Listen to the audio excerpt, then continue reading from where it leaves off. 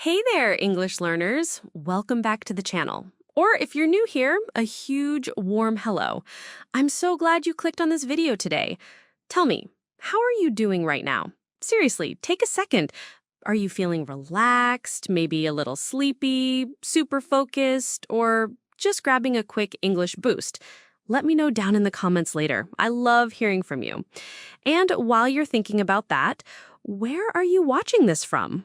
Are you cozy at home, maybe on your lunch break, or perhaps you're actually sitting in a coffee shop right now? Wherever you are in the world, it's awesome to have you here learning with me today. So, the topic is super relatable. I went to a coffee shop. We've all been there, right? That craving for caffeine, a cozy spot, maybe a chat with a friend. Well, today I'm going to tell you a short, true story. Well, almost true, about my friend Alex. Alex just wanted a quiet morning coffee, but things didn't quite go according to plan. You'll hear about her trying to grab a quick cuppa, dealing with a super busy cafe, maybe even a little mix-up with her order. It's a simple story, but full of real-life moments. Here's the really important part for your learning. Woven naturally into Alex's story are 10 super useful everyday English phrases that people actually use in places like coffee shops and cafes all the time. Phrases that will make your spoken English sound much more natural and fluent. Things like cutting it close, my treat, or on the house. Sound familiar? Maybe, maybe not. We will explain every single one clearly at the end of the video, so you absolutely want to stay tuned until the very end to learn exactly what they mean and how to use them yourself. Don't click away. And get ready to practice. When I say the phrases during the story, I'll pause slightly. That's your cue to repeat after me out loud. Yes, really, speak up. Don't worry about perfection, just try it. Practicing pronunciation with the story context helps it stick. Ready? Awesome. All right, let's dive into Alex's slightly chaotic coffee adventure. Imagine the smell of fresh beans, the sound of the espresso machine. Here we go.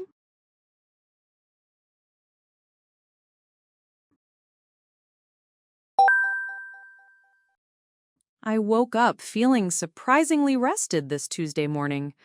The sun was shining gently through my bedroom window. I thought a quiet coffee sounded like the perfect start to the day. My usual busy schedule had been on my mind lately. I really needed just one calm hour to myself. I decided to skip making coffee at home. I wanted to try that new little cafe downtown, the Cozy Bean. I got dressed quickly, choosing comfortable clothes. Grabbing my keys and wallet, I headed out the door. The walk downtown was pleasant and cool. I enjoyed watching people start their day. The smell of fresh bread from a bakery made me smile. Soon, I spotted the sign for the Cozy Bean. It looked charming, with big windows and plants outside. Pushing the door open, I was hit by the wonderful aroma of roasting coffee. The cafe had a warm, inviting atmosphere. Soft music played in the background. Several people were already there, working on laptops or chatting quietly. I walked up to the counter, ready to order. "Good morning," said the friendly barista with bright blue hair. "Good morning," I replied, scanning the menu board. "Could I please get a large oat milk latte?" I asked, "and maybe one of those delicious-looking blueberry muffins?" "Absolutely," she said, tapping my order into the system. "That'll be $8.75, please." I paid quickly, hoping to grab a bite before it got too crowded. "Find a seat, we'll call your name when it's ready," she smiled. I spotted a small, empty table near the window. Perfect. I sat down, watching the street outside come to life. I felt myself starting to relax already. Just sitting there felt like a small luxury. After a few minutes, I heard my name called. "Order for Alex?" I walked back to the counter. The barista handed me a large cup and a small paper bag. "Enjoy," she said cheerfully. "Thank you," I said, heading back to my table. I carefully placed the hot cup down. I opened the paper bag, expecting my muffin. Instead, I saw a large chocolate croissant. That wasn't what I ordered. I looked back at the counter. It was suddenly much busier. The friendly barista was now rushing around. She looked snowed under with new orders. Should I go back and tell her about the mix-up? I really wanted my blueberry muffin, but she seemed so busy and stressed. On the other hand, I didn't want a croissant. I hesitated for a moment, feeling a bit disappointed. Just then, the person at the next table leaned over slightly. "Excuse me," said a gentle voice. I looked up to see a woman about my age. She gestured towards my bag. "I think there might have been a little mix-up," she offered kindly. "I just heard you ordered the blueberry muffin." "Yes," I said, relieved someone else noticed. "They gave me this croissant instead." "Ah," she nodded sympathetically. "The same thing happened to me last week. It gets really hectic in here around this time." She held up her own cup. "They called my name, Sarah, but gave me someone else's complicated mocha. It was not my cup of tea, literally and figuratively." We both chuckled at that. "I'm Alex," I said, smiling. "Nice to meet you, Alex. I'm Maya," she replied. "Are you going to ask them to swap it?" Maya asked. "I feel bad. They seem swamped," I admitted. "I'm on the fence about it." Maya smiled warmly. "Well, how about this?" she said. "I actually ordered the chocolate croissant." She pointed to her plate where a lonely-looking blueberry muffin sat. "No way!" I laughed. "That's my muffin. And that," she pointed to my bag, "is my croissant." We stared at each other for a second, then burst out laughing. "What are the chances?" Maya exclaimed. "Small world, right here in this cafe." "Absolutely," I agreed, still laughing. "Problem solved, then." "Problem solved," Maya confirmed. We quickly swapped the pastry bags. "Thank you," we both said, at the same time, laughing again. "Would you like to join me?" Maya asked, gesturing to her slightly larger table. "I'd love to," I said, picking up my coffee. I moved my cup over to her table. "This is a nice surprise," I said, sitting down. "It really is," Maya agreed. "I usually just sit here alone with my book." "Me too," I said. "I was just hoping for some quiet time." "Well, quiet time with a bonus new acquaintance is even better," Maya smiled. We started talking easily. Maya told me she was new in town, starting a job next week. She was feeling a bit out of my depth, trying to figure out the bus routes and everything. "I know this city well," I offered. "I can give you some tips if you like." "That would be amazing, thank you," Maya said, her face brightening. We talked about our jobs, our hobbies, and our shared love for coffee. The time flew by.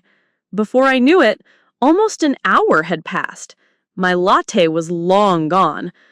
"I should probably make a move," I said, reluctantly, checking the time. "I need to get some work done before lunch."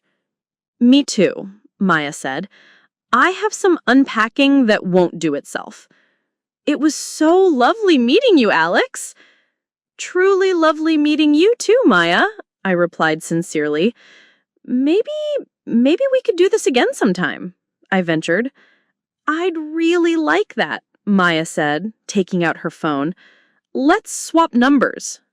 "Perfect," I said, feeling genuinely happy. We exchanged phone numbers quickly. "Don't be a stranger," Maya said warmly. "Take it easy with your work this morning." "You too, Maya," I said, standing up. "And good luck with the unpacking." I gathered my things. Enjoy the rest of your day. You too, Alex, Maya waved. Walking out of the cozy bean, I felt completely different. My quiet coffee alone had turned into something wonderful. I had a new friend. The morning sun felt warmer, the city noises sounded friendlier, all because of a mixed-up pastry order. Sometimes little mistakes lead to the best surprises. I walked home with a big smile on my face. My calm hour turned out better than I ever imagined. I couldn't wait to text Maya later. We had definitely hit it off. It just goes to show, you never know what a simple coffee run might bring. All right, everyone. So we've just heard Alex's coffee shop story. Remember those phrases marked in blue? Those were our 12 real-life idioms. Now it's time to unlock their meanings together. Here's what we'll do for each phrase. First, I'll explain what it means in simple English. Second, I'll remind you where it appeared in Alex's story. Third, I'll give you a brand new example you can use today. And finally, I'll leave space for you to repeat it out loud with me. Yes, really, speak up. Ready to master these expressions? Let's dive into the first one. Phrase 1. On my mind. Thinking about something a lot, often something worrying or important. Story example. My usual busy schedule had been on my mind lately. Extra example. The exam is really on my mind this week. I can't stop thinking about it. Repeat after me. On my mind. Good. It means you're thinking about it often, maybe even worrying. Like the story, my schedule was on my mind, or your big test might be on your mind. Got it? Phrase 2. Grab a bite. To get something to eat, usually something quick or small. Story example. I paid quickly, hoping to grab a bite before it got too crowded. Extra example. I didn't have time for lunch, so I just grabbed a bite at the sandwich shop. Let's practice. Grab a bite. It means to get some food, often fast. I wanted to grab a bite, my muffin, quickly. You might grab a bite between classes. Say it. Grab a bite. Phrase 3. Snowed under. To have too much work to do, feeling overwhelmed. Story example. She looked snowed under with new orders. Extra example. Sorry I missed your call. I was completely snowed under with emails yesterday. Listen. Snowed under. Imagine buried under snow. It means having way too much work. The barista was snowed under. Maybe you feel snowed under with homework? Repeat. Snowed under.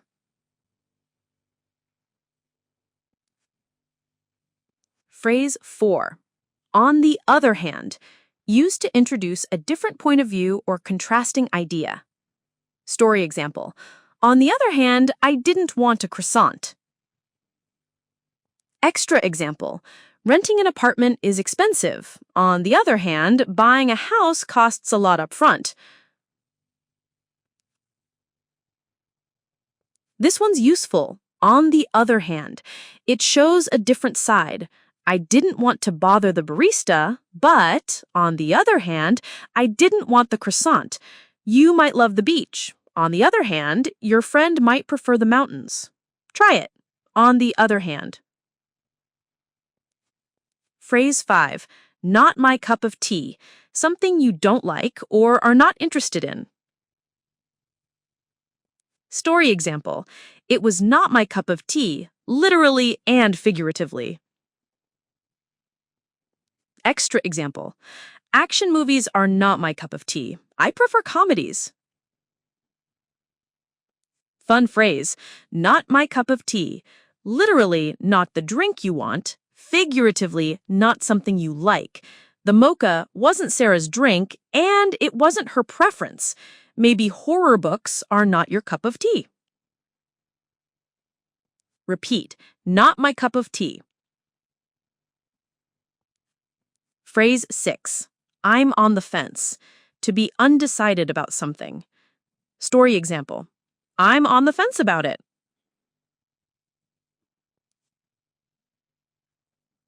Extra example.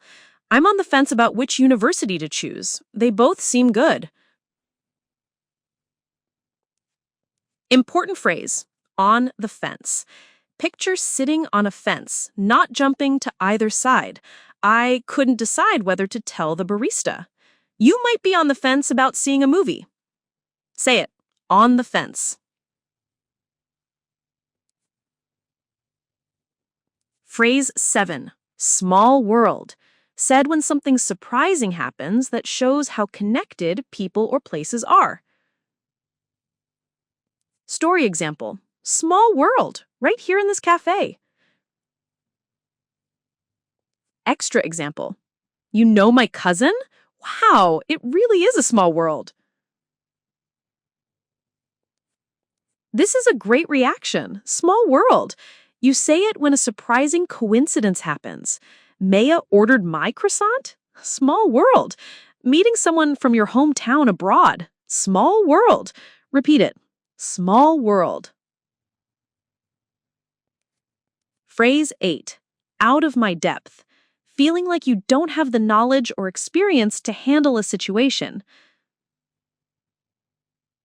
Story example. I was feeling a bit out of my depth, she admitted. Extra example. On my first day in the new job, I felt completely out of my depth. Listen. Out of my depth. Imagine water too deep to stand in. It means feeling unprepared or overwhelmed. Maya felt out of her depth in a new city. Starting a difficult class might make you feel out of your depth. Try it. Out of my depth. Phrase 9. Make a move. To leave a place or to start taking action. Story example. I should probably make a move, I said reluctantly. Extra example. It's getting late. We should make a move if we want to catch the last bus. Common phrase. Make a move. Here it means it's time to leave. I needed to make a move from the cafe. When a party finishes, you make a move. Say it. Make a move. Phrase 10. Swap numbers. To exchange telephone numbers with someone. Story example. Let's swap numbers.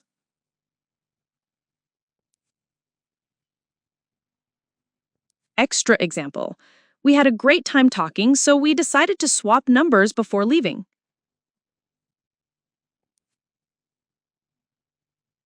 Very useful. Swap numbers. It just means exchange phone numbers. Alex and Maya wanted to swap numbers to meet again. If you meet someone nice, you might swap numbers. Repeat. Swap numbers. Phrase 11. Take it easy. Used to say goodbye, meaning relax or have a calm time. It also means don't work too hard or be careful. Story example. Take it easy with your work this morning.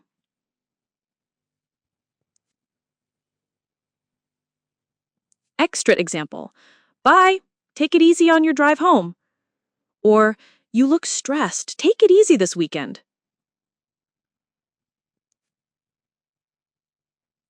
Friendly phrase. Take it easy. Maya used it like a relaxed goodbye, wishing Alex a calm morning. You say, take it easy when leaving friends. It also means relax or don't stress. Practice. Take it easy.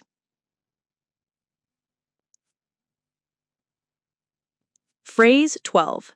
Hit it off. To like someone immediately and become friendly quickly. Story example. We had definitely hit it off. Extra example. My brother and my new roommate really hit it off at dinner last night.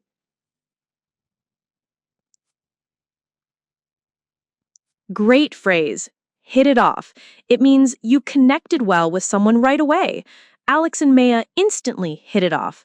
When two people talk easily and like each other quickly, they hit it off. Say it. Hit it off.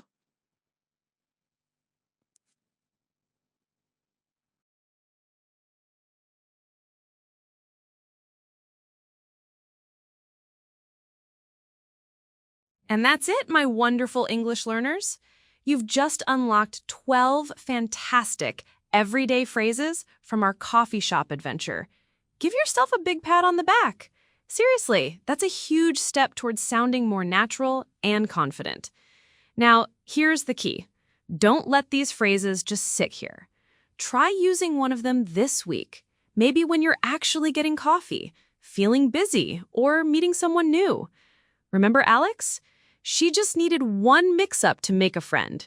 Your small effort can lead to big confidence. Pick a phrase that feels useful to you and give it a go. I believe you can do it.